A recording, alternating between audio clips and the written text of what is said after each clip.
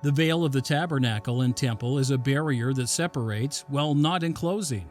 It separates and hides the sacred space of the Holy of Holies, or the celestial room, from the lower realms. Like the veil that encloses the body, the barrier veil is based upon the planetary archetypes. In fact, the archetype is the same. In both cases, it is the world mountain that serves to enclose or separate.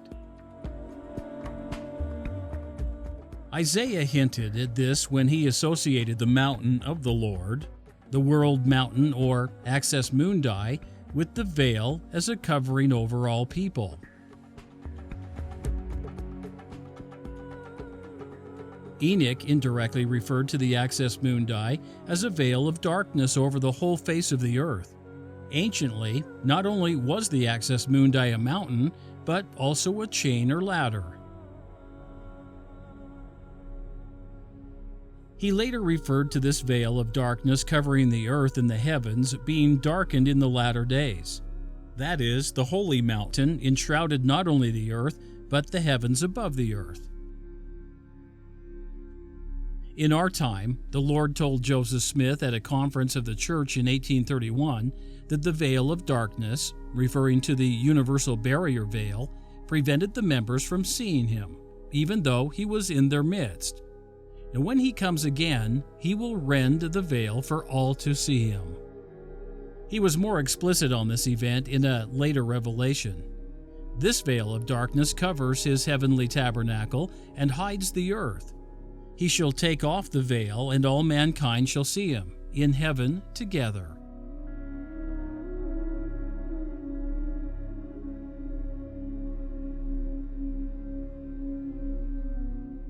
The barrier veil was also called a curtain. The terrestrial form of the tabernacle of Moses had curtains with cherubim, an obvious connection to the veil with cherubim. When David proposed to Nathan the prophet that a permanent temple be constructed, his rationale was that the Ark of God was enclosed with curtains, while he, as king, lived in a house of cedar.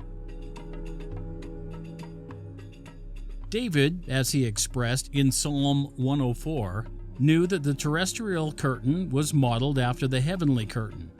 He also compares the curtain of heaven to a garment in which God is clothed.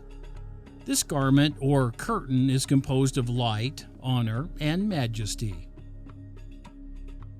Isaiah also described God as stretching out the heavens as a curtain or spreading out them as a tent.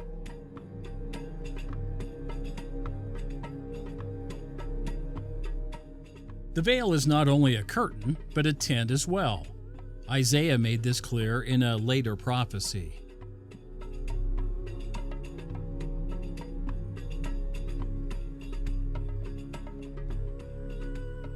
The veil or curtain of heaven became the tent of heaven, which is the origin of the metaphor of Zion as a tent and its subdivisions as stakes of that tent.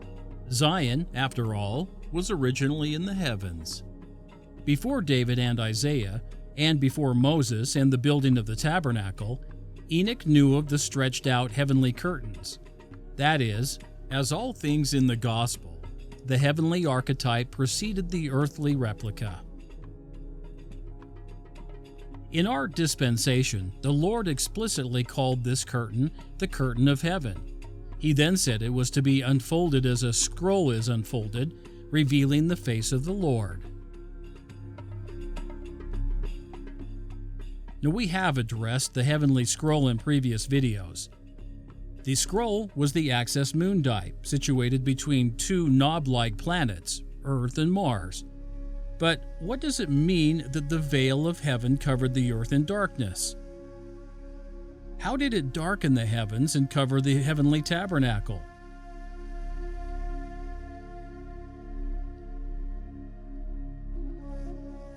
How did this curtain stretch out? How did it look like a tent? What were the stakes of the tent of Zion?